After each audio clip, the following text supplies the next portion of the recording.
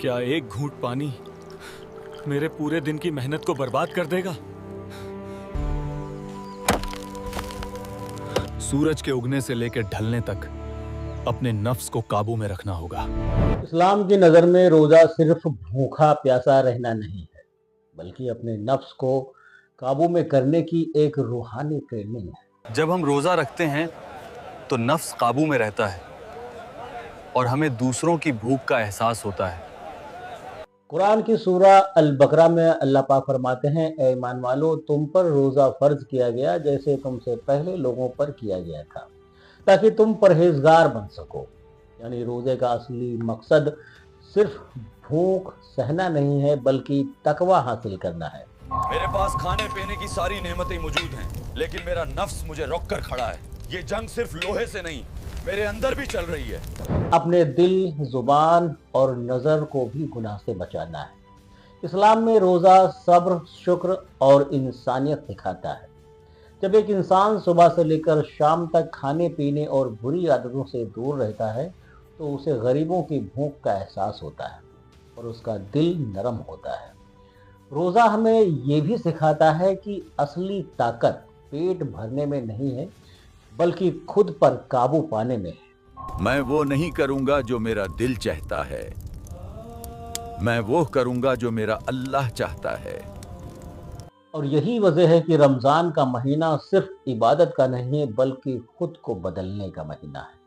तो इस्लाम की नज़र में रोज़ा एक इबादत भी है और एक ढाल भी है, और इंसान को बेहतर बनाने का एक मुकम्मल रास्ता भी है।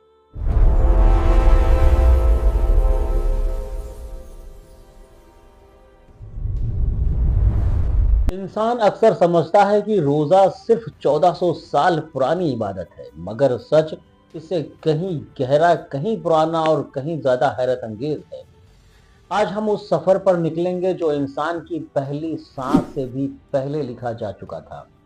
जब मेरा पेट खाली होता है तो रूह की आवाज साफ सुनाई देती है।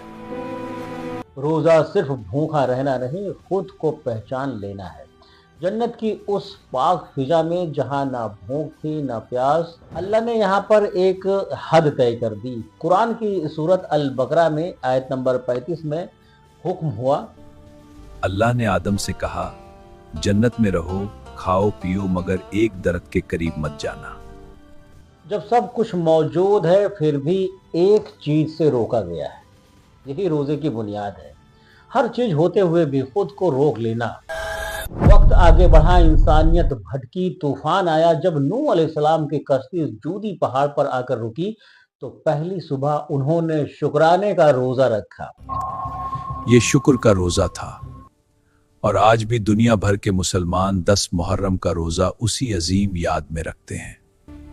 उन्होंने उस दिन रोजा रखा ताकि वो अल्लाह के और करीब जा सकें। जब नूह अलैहिस्सलाम कश्ती से बाहर आए तो सबसे पहले उन्होंने जो चीज की वो खाना नहीं था। रोजा सिर्फ सब्र का नहीं, शुक्र का भी नाम है। फिर एक दौर आया दाऊद अलैहिस्सलाम का। एक दिन रोजा, एक दिन इफ्तार। इसे सौमे दाऊदी कहा गया। हमारे नबी मोहम्मद मुस्तफ़ा सल्लल्लाहु अलैहि वसल्लम ने इसे सबसे पसंदीदा रोजा बताया, क्योंकि इसमें तवाज़ुन था, इबादत और दुनिया के बीच बैलेंस। ये रोजा इंसान को सिखाता है कि नफ्स का मालिक बनो, उसका गुलाम नहीं।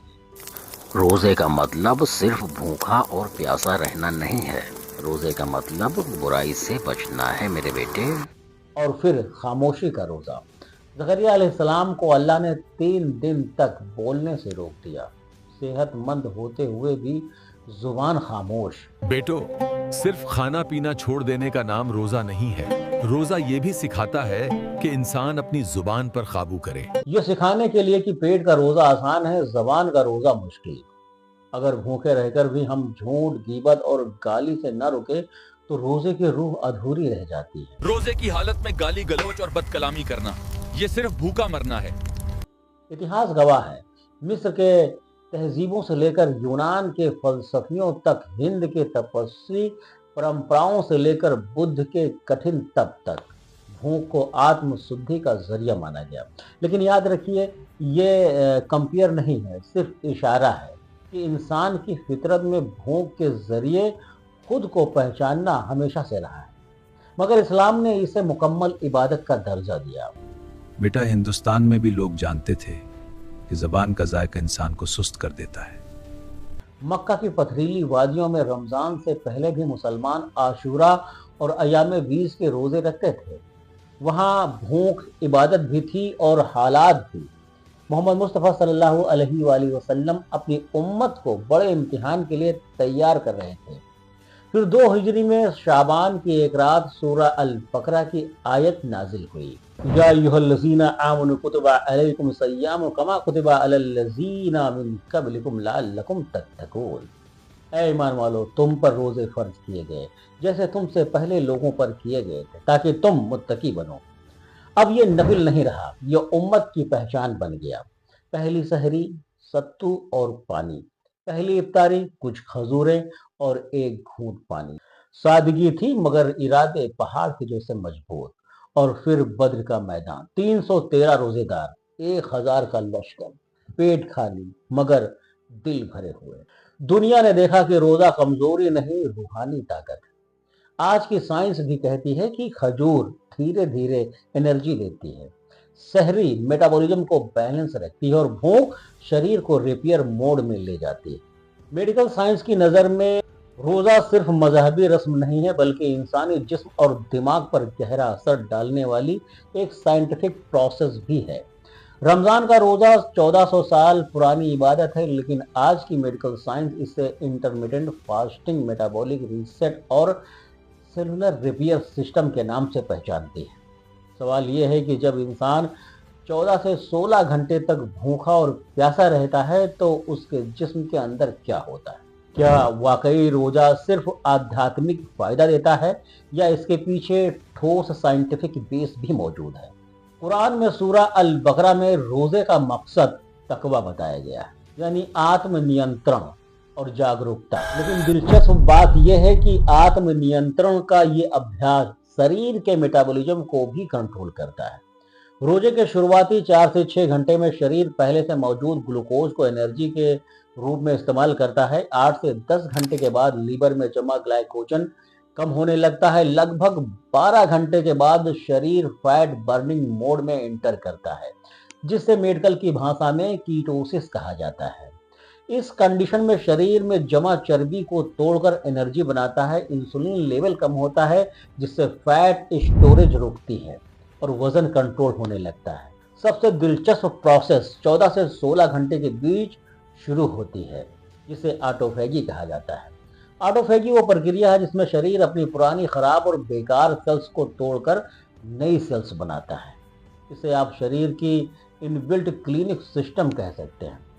रिसर्च ये संकेत देती है कि ये प्रक्रिया कैंसर के खतरे को कम कर सकती है, सूजन घटा सकती है और उम्र बढ़ने की जो रफ्तार होती है उसको धीमा कर सकती है। यानी जब इंसान रोजा रखता है तो वो सिर्फ भूखा नहीं रहता, बल्कि उसके शरीर के अंदर रिपेयर और रीजनरेशन का काम चल रहा होता है।